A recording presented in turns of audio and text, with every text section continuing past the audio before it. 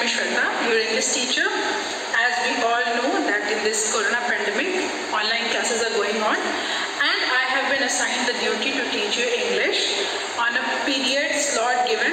That slot will be available to you from tomorrow, that is 1st of June 2021. Well, I teach students through YouTube channel, and at the given period or the time, that link will be available to you, and you have to see the link, open the link, watch the video, prepare the notes, and at the same time I'll give you some PDF or homework. You have to send the homework to my group, personal group. There I'll check out the homework. So let us start the chapters that I have to teach. Hello students, my name is Shweta. So today I am going to give you a very brief introduction of the topic or the chapter, that is The Portrait of a Lady by Khushwant Singh.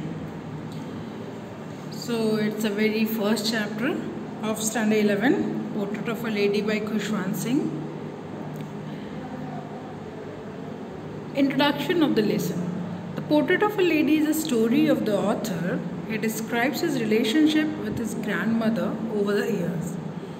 He pens down her daily activities, and now she evolved as a character as time passed by.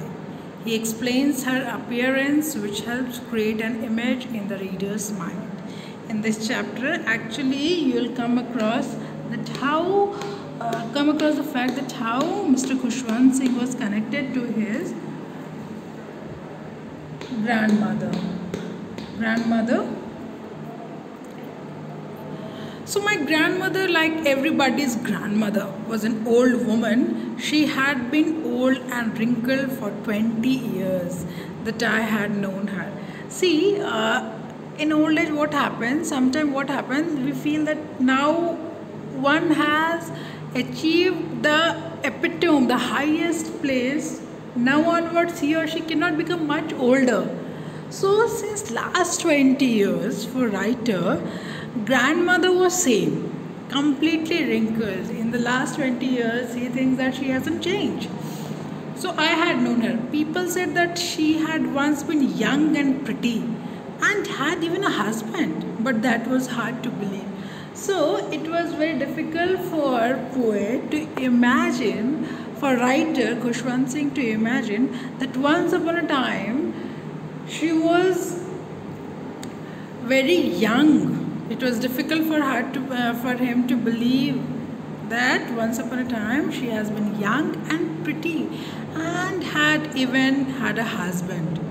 Means since last 20 years she seems same to him, no changes, nothing. So once upon a time she was very beautiful. These are the formations that he has in his mind, but it was very, very difficult for him to believe.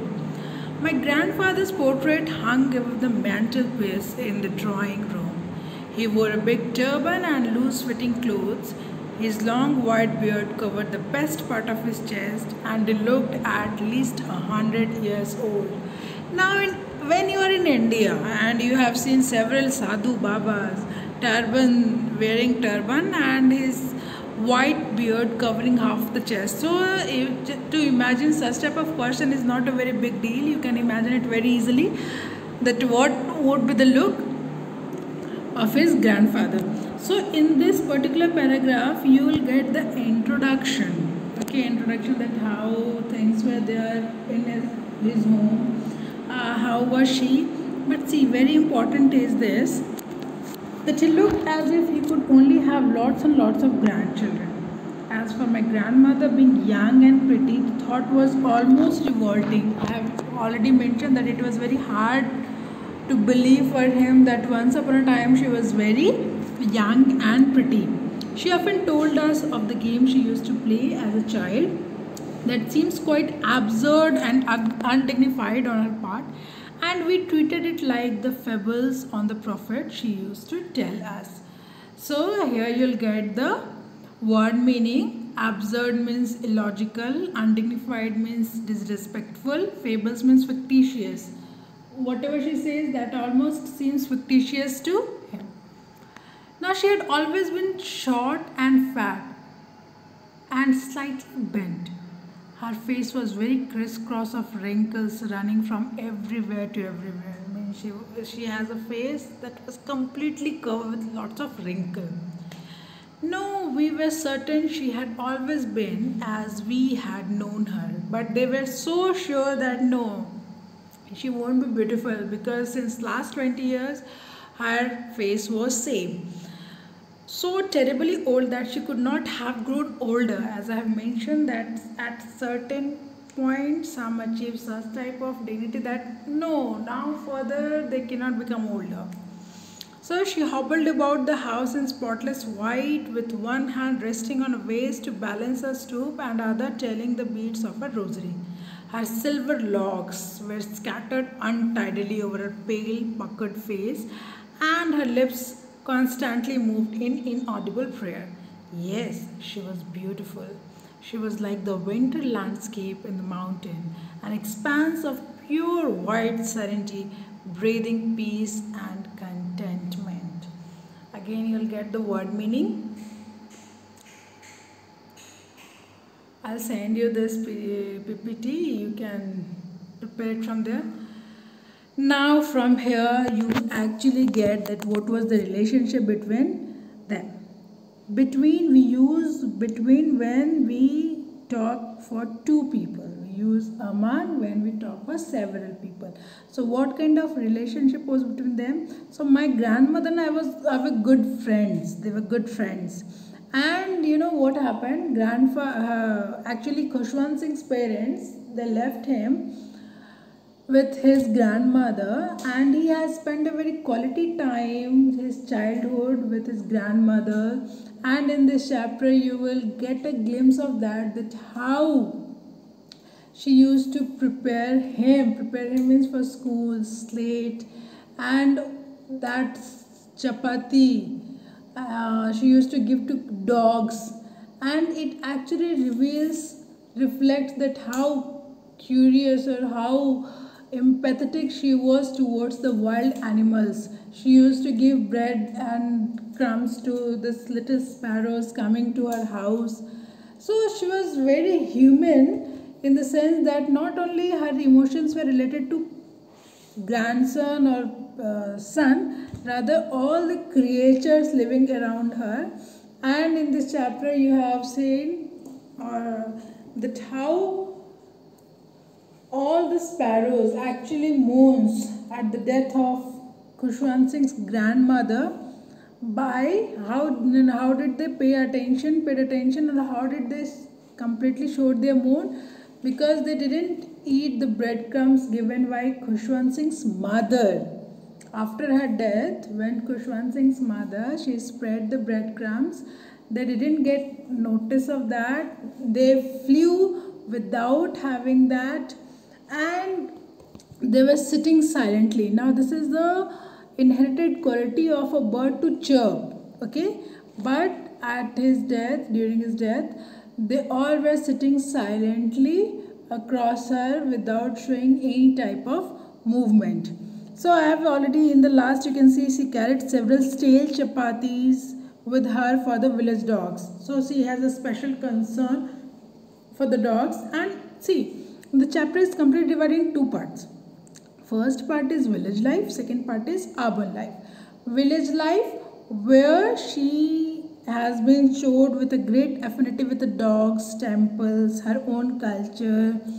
While putting dress, she used to enchant mantras so that she could inculcate this to next generation. Okay, these are the word meanings.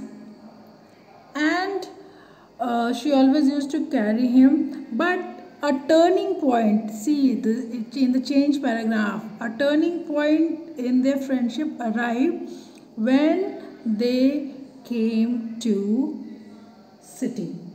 What was the turning point? What happened when he went to English school? What was the differences she faced? What were the differences author faced? Challenges, how she faced, how did she manage that? All of a sudden it shifted from dog to sparrow. We'll see in this chapter in next lecture. That's all for today. I'll send you this PPT. What you have to do is to prepare notes of this. I want to teach you students grammar, and I'm preparing my video for that also.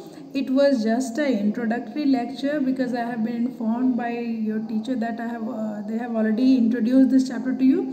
So I have prepared very introductory lecture of this for you people. Chapter explanation, and if you have any problem related to this chapter, you can consult me, send me text for further. See, once again a turning point arrived when he went to university. Okay, she has only one work: to spin the wheel and reciting prayers. And in village life she was having dog, and in this life she was having sparrow. So this was the change, and some other word meaning. Now when he decided to go abroad, see what happens generally when we say that we'll go abroad or we'll go outside, our parents, they become very sad. But that grandmother, she was so intelligent, I must mention it. She didn't brought that sadness over her face. Why so? Because she knew that it's for the betterment of my grandson.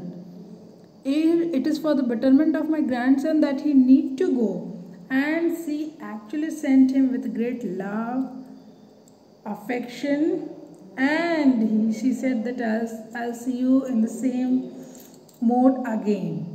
So it's very important for parents as well to understand that sometime to do something better, it is good to go away, to get separated few times and then come back again, not to remain over there only.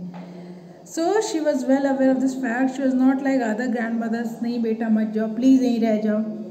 She was very intelligent, and she gave him adieu, she said him adieu with a very good note.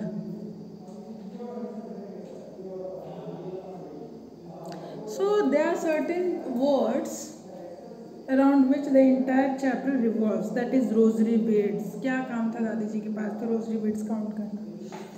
That is stale chapatis, dog, breadcrumbs, sparrows. So these are the words, central words around which the entire chapter moves.